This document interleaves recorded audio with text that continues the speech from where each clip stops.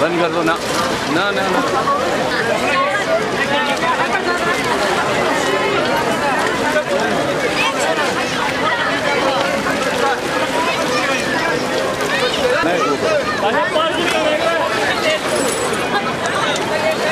भाई जी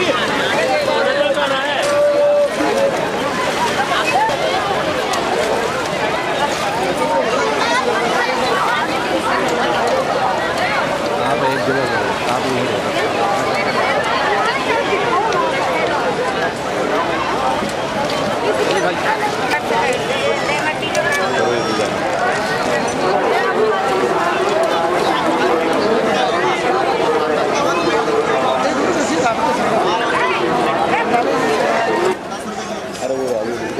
जगह आप पीछे जाओ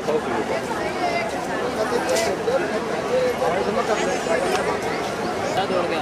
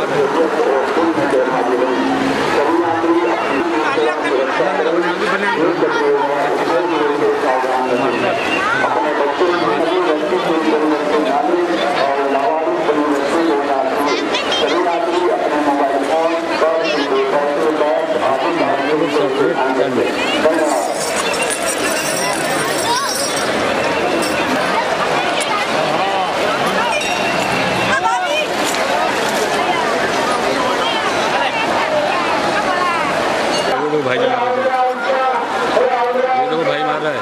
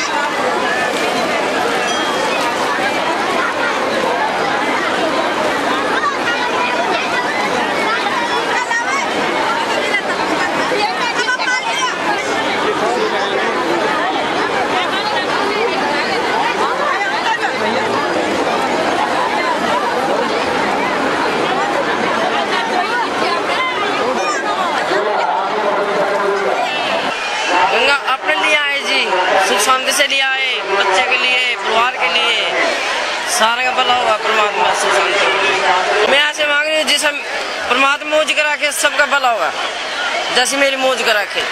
गंगा दशहरा, दशहरा नाम से ही आपको समझ में आता है कि वो पर्व जिस दिन हमारे 10 प्रकार के पापों को नष्ट करने का पुण्यदायी कार्य करने के लिए गंगा आई है, इसको कहते हैं गंगा दशहरा। ये वो शुभ दिन, पुण्यदायी दिन है जिस दिन सगर के पुत्रों को मोक्ष देने के लिए भगीरथ जी इस धरती के ऊपर गंगा को अवतरित करके लेके आए थे। यही वो दिन है जिस दिन सगर के पुत्र तो मोक्ष प्राप्त किए ही किए थे, और जिस कार्य के लिए गंगा इस धरती के ऊपर आई थी कि कोई भी जीव हो, पाप उसके समाप्त हो जाए, उसके दर्शन करने से गंगा के पाप नष्ट हो जाते हैं, ऐसा माना जाता है।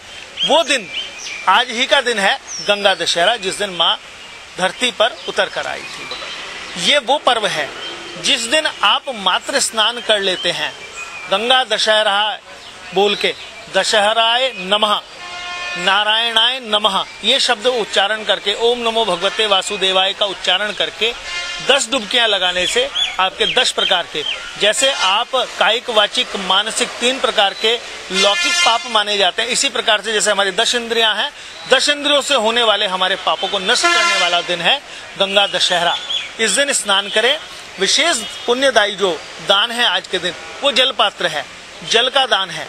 जितना जल पात्र आप जल पूरित करके दान करेंगे वो आपके पापों को नष्ट करने के लिए है। साथ में चूंकि ज्येष्ठ मास की शुक्ल पक्ष की दशमी और हस्त नक्षत्र में ये पर्व पड़ता है, उस दिन गर्मियां बहुत ज्यादा होती हैं, तो गर्मी से बचने के लिए पादुकाएं, जूता और साथ में छाता, भोजन, जल वाले फल, ये दान करने से आप ये समझ लीजिए कई हजार गुना, पद्म पुराण में विशेष वर्णित है, एक एक चीज का दान करने से कई अश्वमेध यज्ञों की आपको प्राप्ति होती है।